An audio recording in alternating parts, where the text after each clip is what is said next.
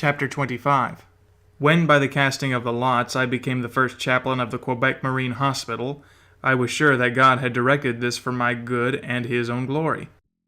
And I was right. In the beginning of November 1834, Mr. Glackmeyer, the superintendent, came to tell me that there was an unusually large number of sick left by the fall fleets. In danger of death, they were day and night calling for me. He added, secretly, that several had already died of smallpox of the worst type, and that many were also dying from the terrible cholera morbus, which was still raging among the sailors. This sad news came to me as an order from heaven to run to the rescue of my dear sick seamen. The first man I met was Mr. Douglas, who confirmed the number of sick and added that the prevailing diseases were of the most dangerous kind. Mr. Douglas, who was one of the founders and governors of the hospital, was one of the ablest surgeons of Quebec. Though a staunch Protestant, he honored me with his confidence and friendship from the first day we met. I may say I have never known a nobler heart, a larger mind, and a truer philanthropist. After thanking him for the useful though sad news, I requested Mr. Blackmeyer to give me a glass of brandy, which I immediately swallowed. "What are you doing?" said Mr. Douglas. "You see," I answered, "I have drunk a glass of excellent brandy." "But please tell me why." "Because it is a good preservative against the pestilential atmosphere I will breathe all day," I replied. "I will have to hear the confessions of all those dying from smallpox or cholera, and breathe the putrid air which is around their pillows. Does not common sense warn me to take some precautions against the contagion?" "Is it possible," rejoined he, "that a man for whom I have such sincere esteem is so ignorant of the deadly workings of alcohol in the human frame? What you have just drunk is nothing but poison, and far from protecting yourself against the danger you are now much more exposed to it than before you drank that beverage." "You poor Protestants," I answered in a joking way, "are a band of fanatics with your extreme doctrines on temperance. You will never convert me to your views on that subject. Is it for the use of the dogs that God has created wine and brandy? No, it is for the use of men who drink them with moderation and intelligence." "My dear Chiniquy, you are joking, but I am in earnest when I tell you that you have poisoned yourself with that glass of brandy," replied Mr. Douglas. "If good wine and brandy were poisons," I answered, "you would be long ago the only physician in Quebec, for you are the only one of the medical body whom I know to be an abstainer. But, though I am much pleased with your conversation, excuse me if I leave you to visit my dear sick sailors, whose cries for spiritual help ring in my ears." "One word more," said Mr. Douglas. "Tomorrow morning we will make the autopsy of a sailor who has just died suddenly here. Have you any objection to come and see in the body of that man what your glass of brandy has done in your own body?" "No, sir, I have no objection," I replied. "I have been anxious for a long time to make a special study of anatomy. It will be my first lesson. I cannot get it from a better teacher." I then shook hands with him and went to my patients, with whom I passed the remainder of the day and the greater part of the night. 50 of them wanted to make general confessions of all the sins of their whole lives, and I had to give the last sacraments to 25 who were dying from smallpox or cholera morbus. The next morning I was, at the appointed hour, by the corpse of the dead man when Dr. Douglas kindly gave me a very powerful microscope. "I have not the least doubt," said he, "that this man has been instantly killed by a glass of rum. That rum has caused the rupture of the aorta." While talking thus, the knife was doing its work so quickly that the horrible spectacle of the broken artery was before our eyes almost as the last word fell from his lips. "Look here," said the doctor. "All along the artery you will see thousands, perhaps millions of reddish spots, which are as many holes perforated through it by alcohol. Just as the muskrats of the Mississippi River dig little holes through the dams and cause the waters to break through and carry desolation and death along its shores, so alcohol every day causes the sudden death of thousands of victims by perforating the veins of the lungs and the whole body. Look at the lungs and count, if you can, the thousands and thousands of reddish dark and yellow spots, and little ulcers. Every one of them is the work of alcohol, causing corruption and death over all these marvelous organs. Alcohol is one of the most dangerous poisons. It has killed more men than all the other poisons together. Alcohol cannot go to any part of the human frame without bringing disorder and death to it, for it cannot in any possible way unite with any part of our body. The water we drink and the wholesome food we eat is sent to the lungs, to the brain, the nerves, the muscles, the bones. Wherever it goes, it receives, so to speak, letters of citizenship. It is allowed to remain there in peace and work for the public good. But not so with alcohol. The very moment it enters the stomach, it brings disorder, ruin, and death, according to the quantity taken. Look here with your microscope and you will see every place where King Alcohol has put his foot has been turned into a battlefield, spread with ruin and death. By a most extraordinary working of nature, or rather, by the order of God, every vein and artery through which alcohol has to pass suddenly contracts, as if to prevent its passage, or choke it as a deadly foe. Every vein and artery has evidently heard the voice of God. Wine is a mocker. It bites like a serpent and stings like an adder. Every nerve and muscle which alcohol touched trembled and shook as if in the presence of an implacable and unconquerable enemy. Yes, at the presence of alcohol, every nerve and muscle loses its strength, just as the bravest man in the presence of a horrible monster or demon suddenly loses his natural strength and shakes from head to foot. I cannot repeat all I heard that day from the lips of Dr. Douglas, and what I saw with my own eyes of the horrible workings of alcohol through every part of that body. It would be too long. Suffice to say that I was struck with horror at my own folly, and at the folly of so many people who make use of intoxicating drinks. During the 4 years I was chaplain at the Marine Hospital, more than 100 corpses were opened before me. It is my conviction that the first thing a temperance orator ought to do is to study anatomy. Get the bodies of drunkards, as well as those of so-called temperate drinkers, open before him, and study there the workings of alcohol in the different organs of man. These bodies were books written by the hand of God himself, and they spoke to me as no man could speak. But here is the time to tell how God forced me, almost in spite of myself, to give up the use of intoxicating drinks. Among my penitents was a young lady belonging to one of the most respectable families of Quebec. She had a beautiful child, a girl almost a year old. Of course, that young mother idolized her. Unfortunately, that lady, as is too often the case, even among the most refined, had learned in her father's house, and by example of her own mother, to drink wine at table and when visiting friends. Little by little she began to drink, when alone, a few drops of wine, at first by the advice of her physician, but soon only to satisfy the craving appetite which grew stronger day by day. I was the only one, except her husband, who knew this fact.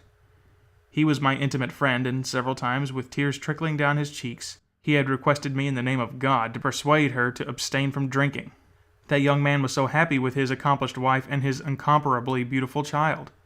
He was rich, had a high position in the world, numberless friends, and a palace for his home. Every time I had spoken to that young lady, either when alone or in the presence of her husband, she had shed tears of regret. She had promised to reform and take only the few glasses prescribed by her doctor. But alas, that fatal prescription of the doctor was kindling a fire which nothing could quench. One day, which I will never forget, a messenger came in haste and said, "Mr. A wants you to come to his home immediately. A terrible misfortune has just happened. His beautiful child has just been killed. His wife is half crazy. He fears she will kill herself."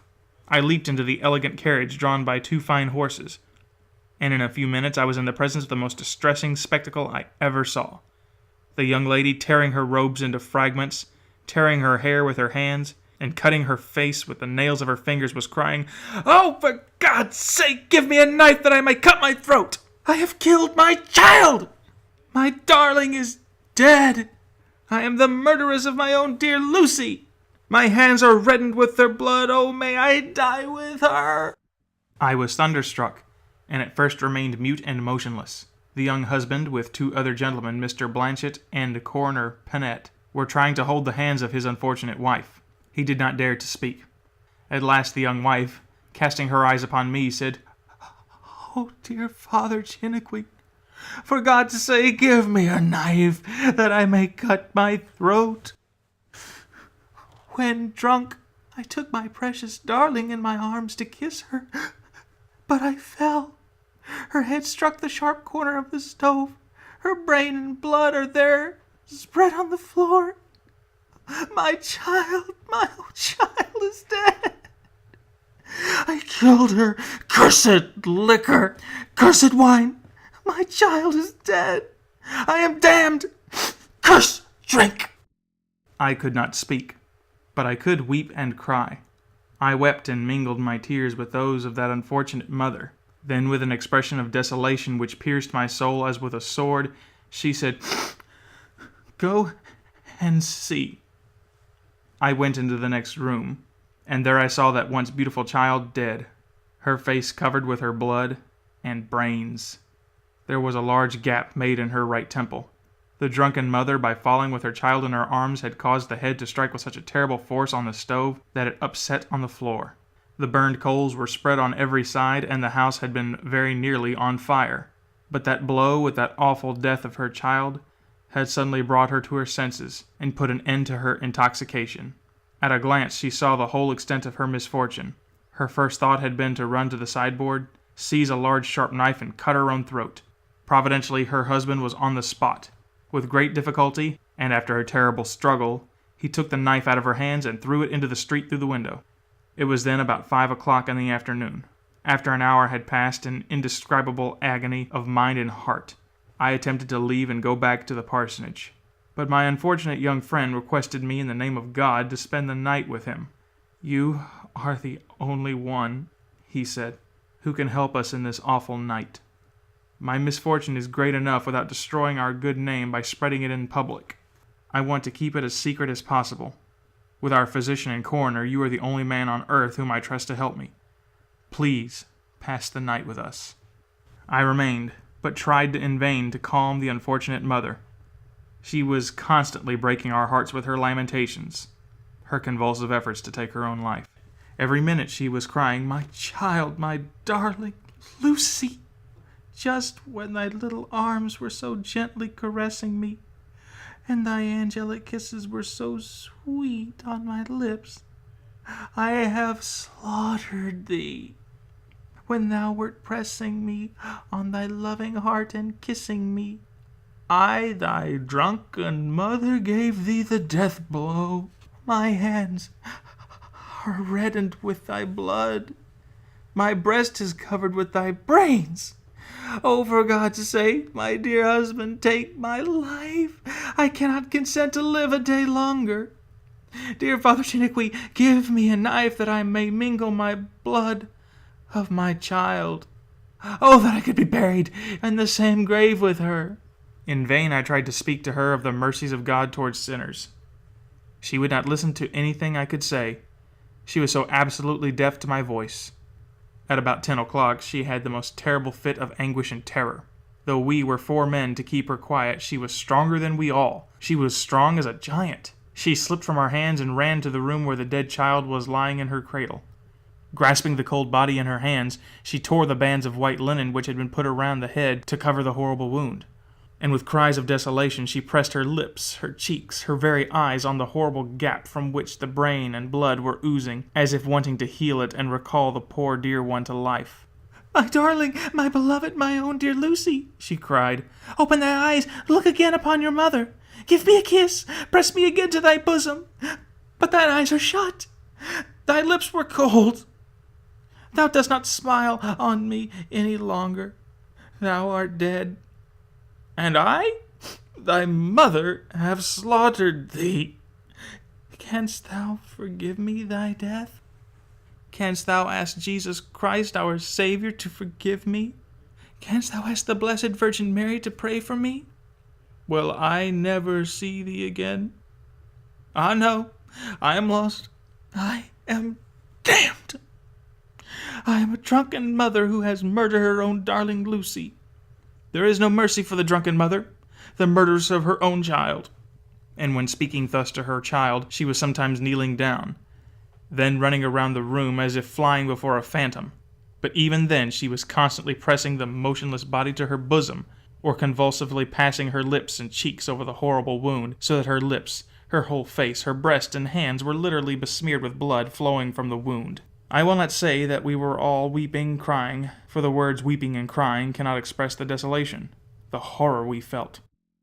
At about 11 o'clock, when on her knees, clasping her child to her bosom, she lifted her eyes toward me and said, "Dear Father Chiniquy, why is it that I have not followed your charitable advice, when, more with your tears than with words, you tried so often to persuade me to give up those cursed, intoxicating wines? How many times have you given me the very words which came from heaven. Wine is a mocker. It bites as a serpent and stings as an adder. How many times, in the name of my dear child, in the name of my dear husband, in the name of God, you've asked me to give up the use of those cursed drinks. But listen now to my prayer. Go all over Canada.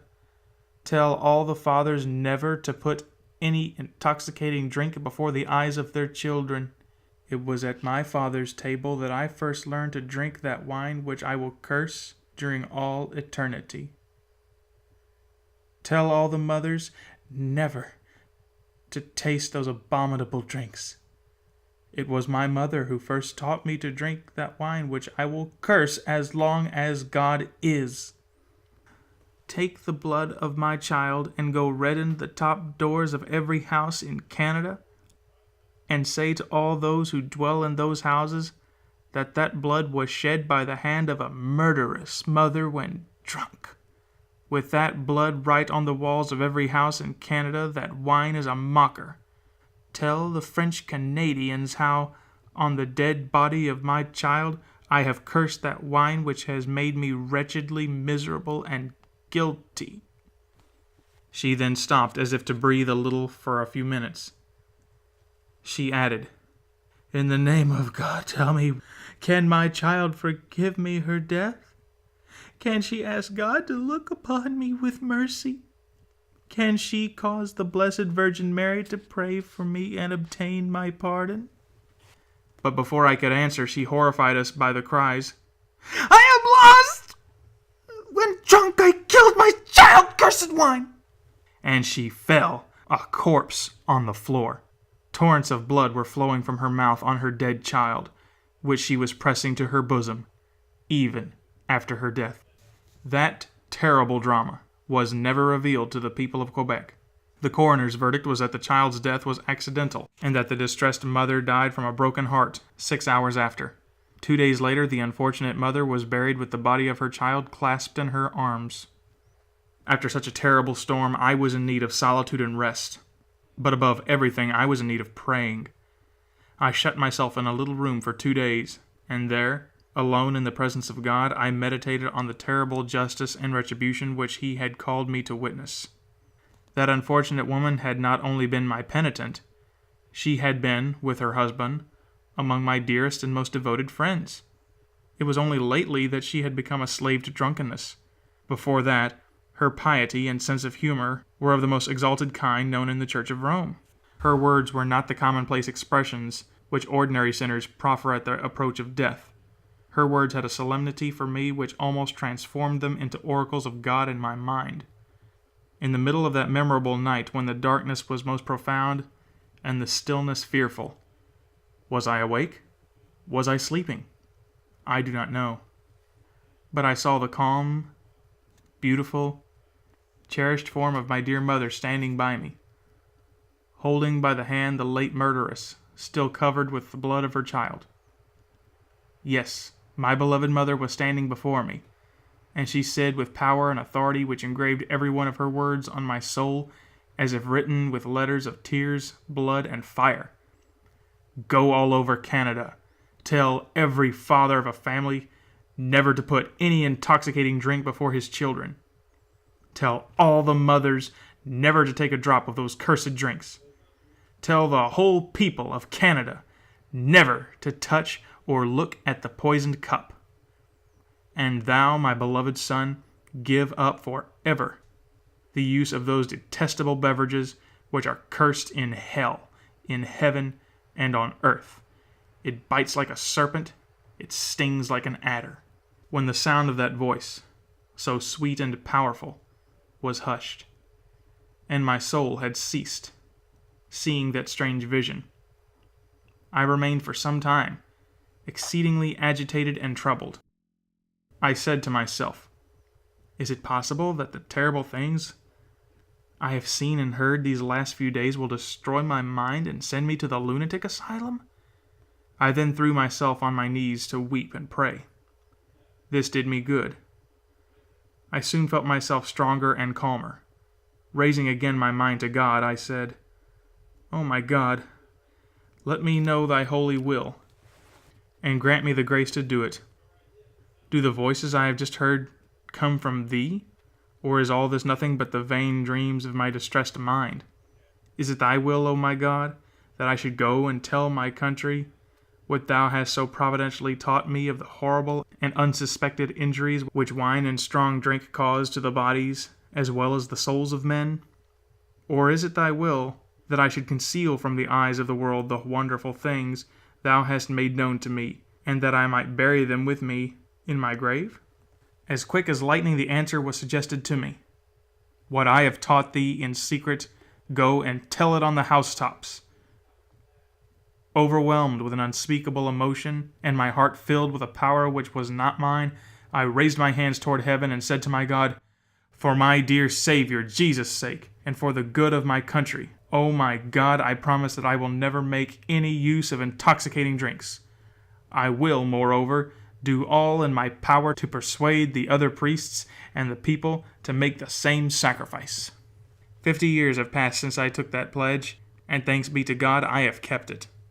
For the next 2 years, I was the only priest in Canada who abstained from the use of wine and other intoxicating drinks, and God only knows what sneers and rebukes and insults of every kind I had silently to bear. How many times the epithets of fanatic, hypocrite, reformer, half-heretic have been whispered into my ear, not only by the priests, but also by the bishops. But I was sure that my God knew the motives of my actions, and by His grace I remained calm and patient. In His infinite mercy, He has looked down upon His unprofitable servant, and He chose the day when my humiliations were to be turned into great joy.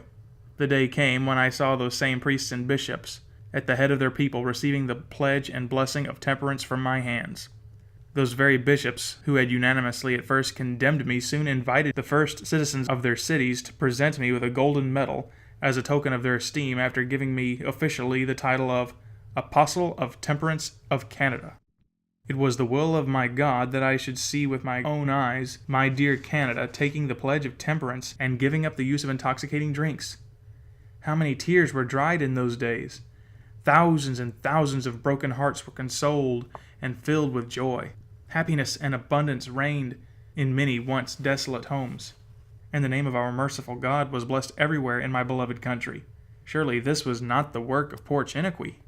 It was the Lord's work, for the Lord, who is wonderful in all His doings, had once more chosen the greatest instrument to show His mercy towards the children of men. He had called the most unprofitable of His servants to do the greatest work of reform Canada has ever seen, that the praise and glory might be given to Him and Him alone.